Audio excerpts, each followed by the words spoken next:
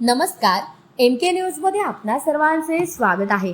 आनंदधाम चौक व पत्रकार चौक येथे वाहतूक नियमभंग करणाऱ्या वाहन चालकांवर शहर वाहतूक शाखेची विशेष कारवाई। दिनांक 4/3/2026 रोजी आनंदधाम व दिनांक 5/3/2026 रोजी पत्रकार चौक येथे अचानक नाकाबंदी करून नाकाबंदी दरम्यान वाहतूक नियमभंग करणाऱ्या वाहन चालकांविरुद्ध मोटार वाहन कायद्याप्रमाणे वाहनास काळी काच 6, लायसन्स सोबत न बाळगणे 31, लायसन्स नसणे 2, ट्रिपल शीट वाहन चालवणे 22, वाहनास नंबर प्लेट नसणे, फॅन्सी नंबर प्लेट बसवणे 133, फटाका सायलेन्सर 2, अवैध प्रवासी वाहतूक केसेस 1, ड्रंक अँड ड्राईव्ह 2 व इतर 31 अशा एकूण 199 ई चलान कारवाया करण्यात आलेल्या असून 50,250 रुपये रोख दंड वसूल करण्यात आलेला असून अनपेड एकूण दंड 21,05,650 करण्यात आलेला आहे। सदरची कारवाई ही सोमनाथ गार्गे पोलीस अधीक्षक अहिल्यानगर, वैभव कलबुर्मे अपर पोलीस अधीक्षक अहिल्यानगर, डॉक्टर दिलीप टिपरसे उपविभागीय पोलीस अधिकारी अहिल्यानगर शहर विभाग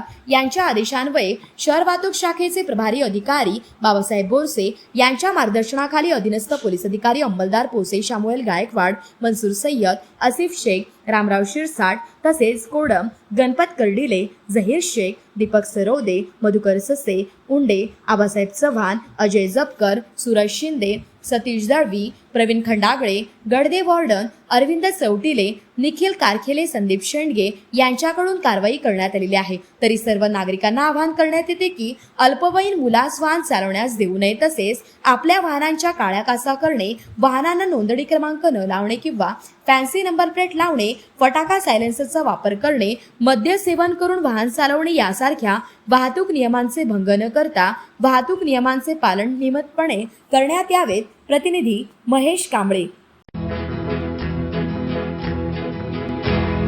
मौज मजा मस्ती मध्ये रमते मन, निसर्गात नंदनवन साई बन।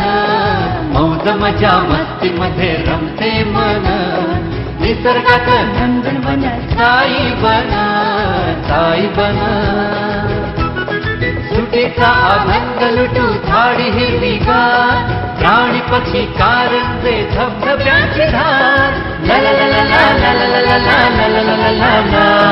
विरंगुळा विसाव्याचे बेतू क्षण, मौज मजा मस्ती मध्ये रमते मन, निसर्गात नंदनवन साई बन, साई बन। टेन्शन पासून राहू दूर, आनंद घेऊ पुरेपूर, हुरडा पार्टी वनभोजन या वैशिष्ट्यांसह अल्पावधीत लोकप्रिय झालेलं पर्यटन स्थळ साईबन।